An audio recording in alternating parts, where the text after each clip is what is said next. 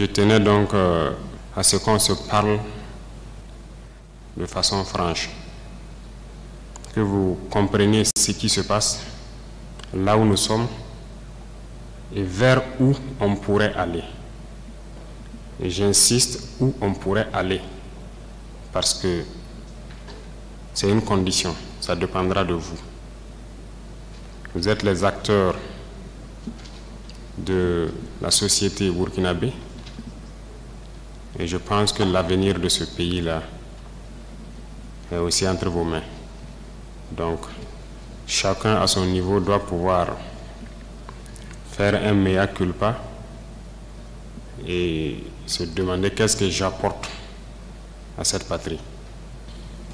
C'est peut-être parce qu'il n'y a pas eu de langage de vérité que les gens ne comprennent pas en fait ce qui se passe. Je parie que beaucoup de gens ignorent sérieusement la situation dans laquelle nous nous trouvons.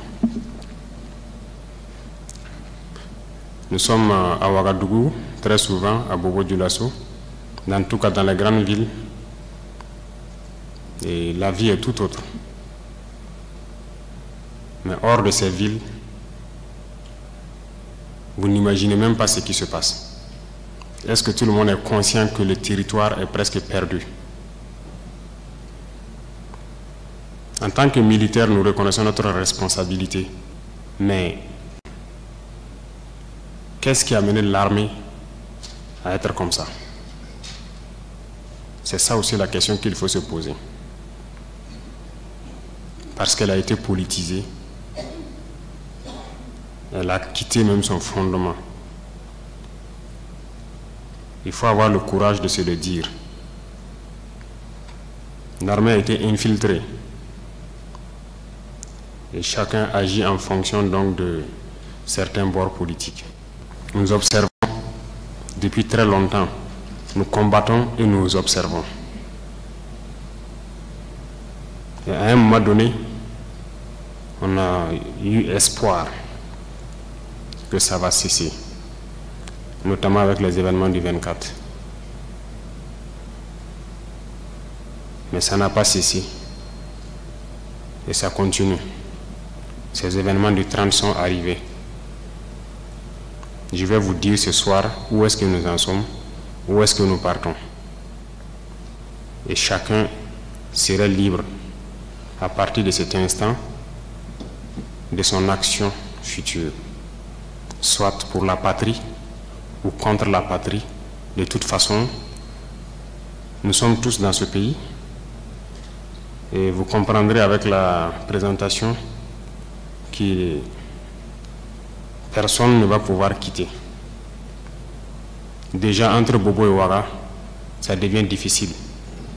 Quand la route sera coupée, que peut-être certaines personnes vont prendre conscience.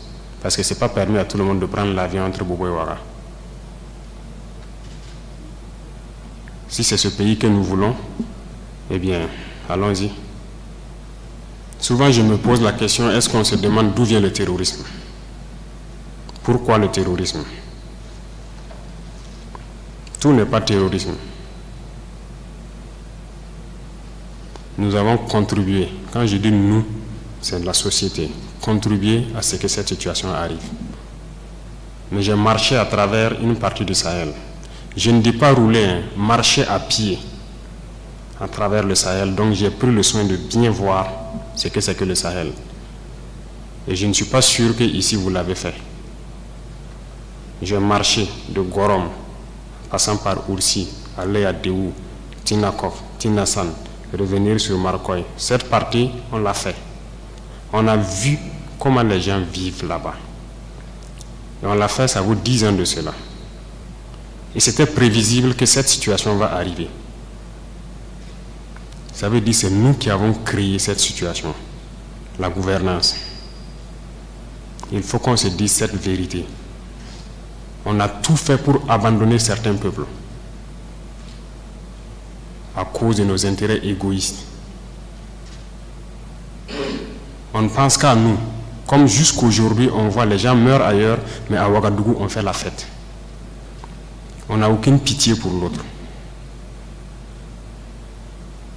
J'ai marché à travers ces zones, je les vois trimballer des bidons, marcher des kilomètres pour aller chercher l'eau.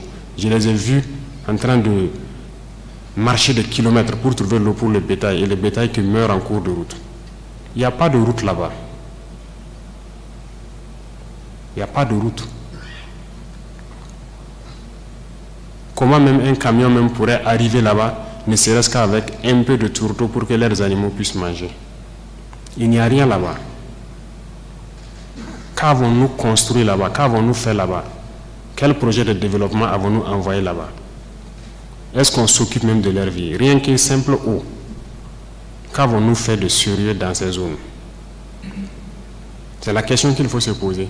Et le territoire de cette partie, c'est hors de contrôle. Qui en est responsable? C'est nous. C'est nous. Il faut que chacun accepte ça. Nous avons toujours le slogan que c'est un pays pauvre. Vous êtes bien conscient que le pays n'est pas pauvre. C'est parce qu'on est méchant. On est sérieusement méchant entre nous. Les jeunes n'ont rien à faire. On a des terres cultivables.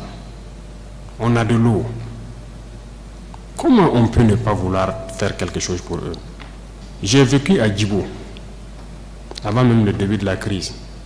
J'ai échangé avec les jeunes de Djibo. La seule route Kongoussi-Djibo, les camions ne viennent plus parce que les ponts datent des années 50 et les camions tombaient. Donc les camions ont décidé de ne plus venir. Ils produisent, en allant à Nassumbu à Bouro, ils produisent la tomate, ils produisent beaucoup de choses. Tout pourri.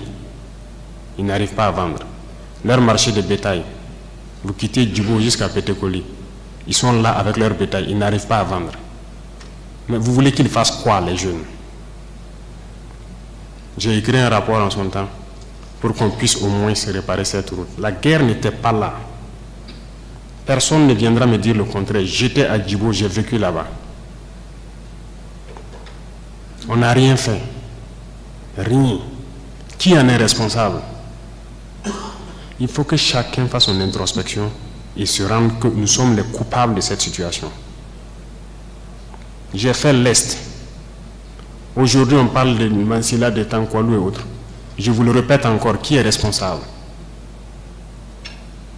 Quand un seul fleuve, la Sirba, empêche que quelqu'un quitte Mansilla vers l'arrière en saison pluvieuse, pendant combien d'années on n'a jamais pu faire un seul pont sur la Sirba pour les permettre de communiquer avec le Burkina? Prenez la carte, vous regardez, cette zone est encerclée par un fleuve, la Sirba. Qu'avons-nous fait? Du côté de Tankwalou, j'ai écrit encore un rapport que j'ai remis au haut-commissaire quand j'étais là-bas, pour que les gens fassent pardon pour faire ne serait-ce qu'un pont entre Tankwalou et le reste. Qu'avons-nous fait? Mais posons-nous les questions. Nous sommes responsables du malheur qui nous arrive. Si on ne change pas de manière d'être, ne croyez pas que nous allons être là encore, dans ces salles climatisées à nous regarder. Non. Non. D'autres ne peuvent pas être là à souffrir pendant que d'autres sont dans un luxe insultant. On a été prévenus. On n'a jamais voulu écouter. Toute cette bamboula que nous faisons dans les villes, tout peut cesser du jour au lendemain. Si on n'arrête pas ce que nous sommes en train de faire. Je sais que personne ne vous a déjà parlé comme ça, mais je vous le dis aujourd'hui franchement. Et chacun pourra choisir ce que nous voulons du Burkina. Je ne suis pas politicien. Je n'ai pas de langue de bois. Moi, je suis un militaire. Et je préfère vous dire la vérité. Chacun est libre de prendre ou de laisser. Tout le monde roule dans sa voiture, tout le monde vit bien. On mange matin, on mange midi, on mange le soir. On fait ce que nous voulons faire. On est libre de parler, de dire ce que nous voulons. C'est la démocratie, c'est le droit, c'est tout. C'est tout ce que nous connaissons à Ouagadougou. Mais allez-y les voir. Les enfants qui ont la peau sur les os. Allez voir les vieillards qui meurent de faim. Allez voir ces femmes qui ne peuvent plus allaiter parce qu'elles n'ont plus rien dans le sein. Allez les voir. Ne faisons pas semblant. Si nos journalistes n'ont pas le courage d'aller sur le terrain et vous ramener ces genres d'images, parce qu'on veut laver l'image du Burkina, je vous dis que c'est faux, ça existe. Quand je vous parle des gens qui mangent l'herbe, celui qui veut contester, je l'amène demain à les voir. Ça continue, ça n'a même pas cessé. Parce qu'on a pu ravitailler certains villages, mais d'autres pas encore, on est toujours en route. Aucun civil ne peut daigner même soutenir aussi avec des camions pour qu'on puisse être solidaire vis-à-vis de ces populations-là. C'est quelle intégrité? C'est quoi l'intégrité? Burkina Faso, c'est quoi? C'est ça qui nous a révoltés. Et on est toujours révoltés. Tant qu'on ne va pas soigner les maux de ce pays-là, on sera toujours révoltés. Pour l'instant, on a pu, dans l'armée quand même, réaliser quelques camions et transporter les vivres avec nos propres moyens, bien qu'on a loué d'autres même ajoutés, vers des populations qui mouraient de faim. Et même dans cette location, j'ai vu qu'il n'y a aucune pitié.